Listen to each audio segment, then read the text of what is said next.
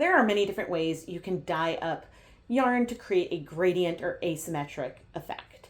And I really wanted to create a speckled gradient of yarn using either sets of mini skeins or sock blanks. Dyeing up the sock blank is super easy. A sock blank is a knit piece of fabric that you dye with the intent to unravel it into the end. And dyeing this up is really easy to see the asymmetry. I can add more color down at one end than the other, and you can really visualize in this particular case what those color transitions might be like. And this particular blank will unravel into two 50-gram balls of yarn because it's double-stranded. Dyeing up sets of mini skeins is also really easy. In this case, I dyed each of the 5 colorways one at a time.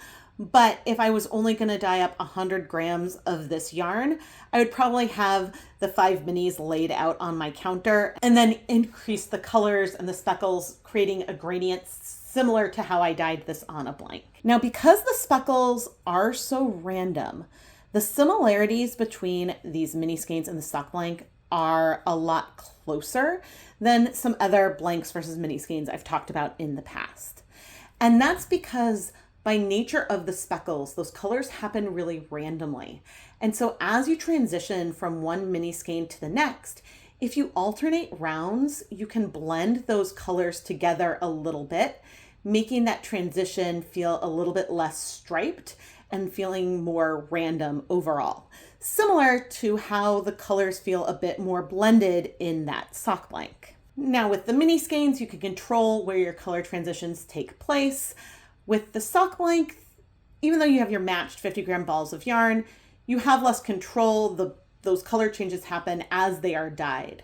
But then you don't have as many ends to weave in when you're done with your project. And so that's definitely a pro. I have so many different sock blank and mini skein dyeing videos using the same technique or trying to create the same kind of effect on both.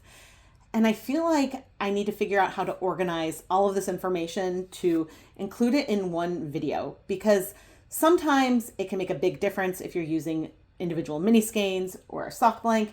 Other times it may not make as big of a difference, like this example right here. Please let me know if you'd like me to combine a lot of these projects into one video.